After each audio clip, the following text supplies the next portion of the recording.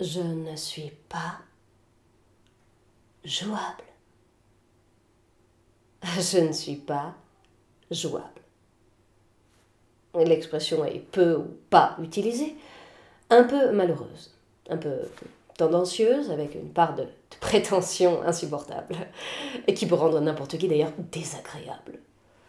Certains diront que c'est de la démesure, mais que je le veuille ou non, c'est de l'orgueil démesuré par-dessus le marché.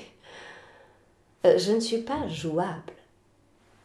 Ça peut aussi vouloir dire que je ne suis pas embarquable. J'accomplis ma traversée avec ma propre barque, parce que je suis déjà embarqué. D'autres diront engagé, existentiellement et politiquement.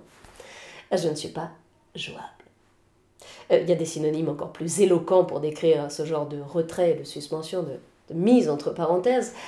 On dit que je suis impassible, que celle-ci, on ne lui passera pas dessus. Ou inébranlable.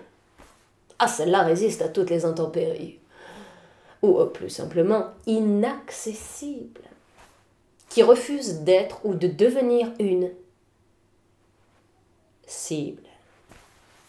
Les mauvaises langues diront imbuvable, parce que je ne réponds pas aux injonctions du désir, ni aux disjonctions du délire.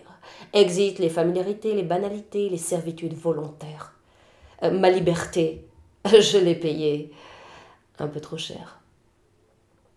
Du coup, on m'intente des procès de toutes sortes d'intentions ou d'infractions. On ne saisit pas ce qui justifie ou légitime cette prise de distance, cette mise à l'écart, cette forteresse vide qui se prétend imprenable. Parce que je suis trop laide, trop bête ou trop mal élevée peut-être. Pourquoi? Pourquoi je dis non à toute approche indélicate? Pourquoi je dis non à toute proposition indécente? Mes raisons sont pourtant lisibles entre les lignes. La première, elle est existentielle. Je ne suis la fille de personne, la femme de personne. Je suis une mère, et ce n'est un secret pour personne. Ça signifie aussi quelque chose de sacré. Au sens étymologique, cela veut dire que c'est un rôle auquel les plus dignes sacrifient leur vie. La deuxième, elle est essentielle. Mon intégrité n'est pas naturelle. Aucune ne l'est, c'est une résolution. La décision d'une vie qui estime devoir être hors de portée pour être digne d'être vécue. À quoi bon choisir son chemin si ce n'est pas le plus difficile? La troisième est circonstancielle. C'est Internet qui m'a mis la puce à l'oreille et la souris entre les doigts. Le rapport virtuel n'est pas moins réel que n'importe quel rapport, mais il est plus électif, plus sélectif.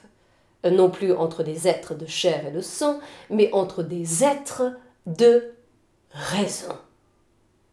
C'est mon idée qui est confrontée à la vôtre. C'est votre idéal qui est rapproché ou éloigné du mien. Comme on dit en politique, c'est projet contre projet.